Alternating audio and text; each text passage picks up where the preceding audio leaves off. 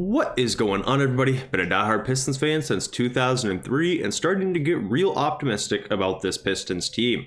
The Detroit Pistons have a chance to win 6 games in a row with a win today. That will be the first time that they have done that since the 2014 season.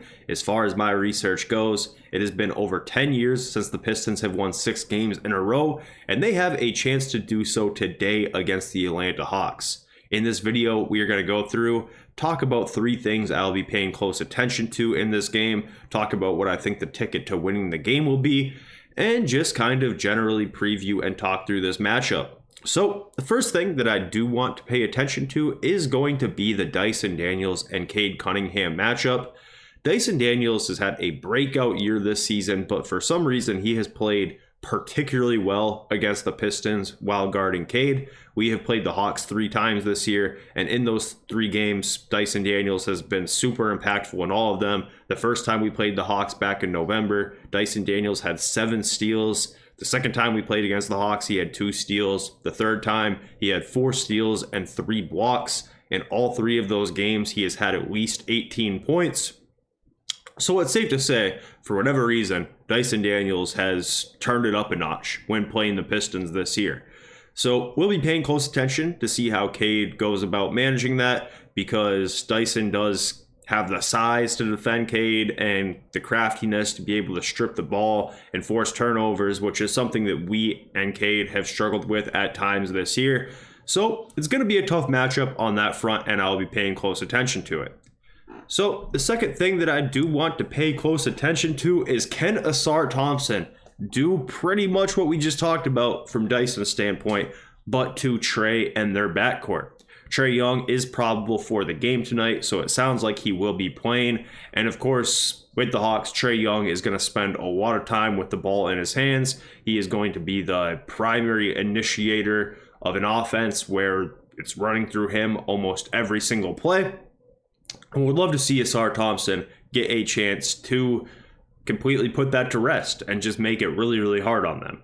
I think that if they're able to do that, that could really swing the game, because anytime Trae is comfortable, they can score a lot of points in a hurry. So hoping that Ausar can potentially put the stops to that right out of the gates.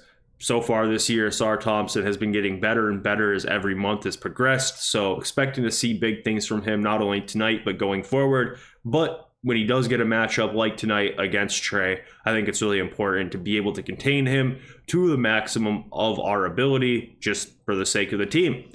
So moving on, the last thing I'm going to be paying close attention to is Simone Fontecchio. Simone Fontecchio is somebody that I was really high on in the offseason. I thought it was a very big priority to re-sign him and retain him after a really good 16 games post All-Star break with us last season.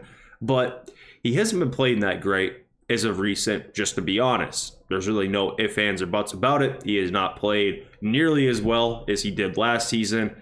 And depending on who you ask, it's a varying level of problem for the Pistons squad.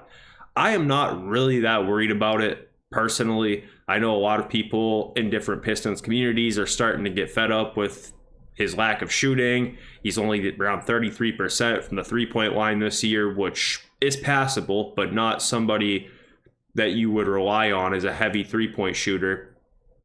And that's kind of who I thought he would be this year for us. I was kind of almost considering making a whole video to talk through this, but I really don't think it's necessary, because I could definitely picture Simone getting hot and turning this around in a hurry.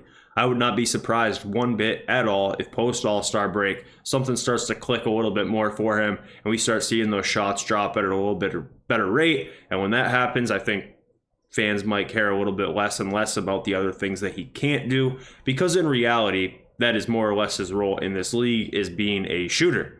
So I could definitely see him getting hot, and I'm just waiting for that to break, hopefully sooner than later. I still think that it's more than possible. At the start of the year, I know he was dealing with some lingering effects from his toe surgery this summer, but we're far enough removed away from that now that I think it would be a good time of the year for Simone to get on a heater, and I think that he is more than capable of doing so. So I'll be paying close attention to that tonight, because I've got a gut feeling we're going to have a Simone game sooner than later. He is definitely due for one. So to kind of just talk through the importance of this game, right now the Pistons are sitting in the 6th seed at 30-26, and the Hawks have the same record but inversed at 26-30.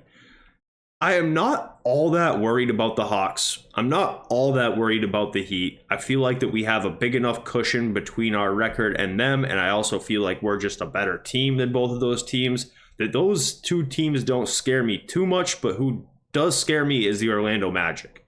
The Magic have, of course, been without Paolo Banchero and Franz Wagner for the better half of this year. They're still missing Jalen Suggs. So I think that they have another level to get to that could potentially cause issues. So as great as it would be to say, if the Pistons win tonight, that really helps us because that also means that the Hawks lose. But to be honest, the Hawks really aren't on my radar at this point in time any longer. I think the Pistons have built up that cushion big enough where we really don't have to worry too much about the Hawks. But every win is going to matter because the difference between the 6th seed and the 7th seed is a huge deal because, of course, that guarantees us a playoff berth versus having to get in through the play-in. Of course, if you're in the 7th or 8th seed, you only have to win one game to get into the play-in. But nevertheless, would much rather have the 6th seed because, well, a guaranteed playoff spot is a heck of a lot better than a non-guaranteed.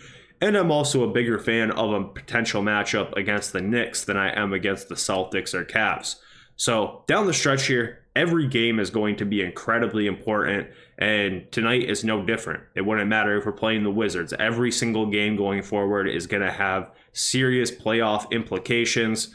A 3-game winning streak or a 3-game losing streak could swing us one direction or the other. A 3-game winning streak would probably have us up by the Bucks, at least, if not higher than. A 3-game losing streak from here would have us below the Magic. So every single game is going to be incredibly important going forward. And I'm just really excited for that because it has been a long, long time since the Pistons have played serious basketball post All-Star break.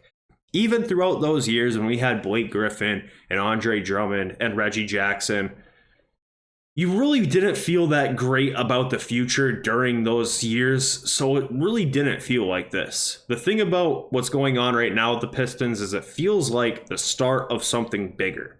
When we had Blake Griffin and we were fighting and scratching and clawing to get into the 8th seed, you knew that that was pretty much going to be the ceiling on that team and roster, where with this right now, this feels like this might be the year we look back on and say this was the start of everything.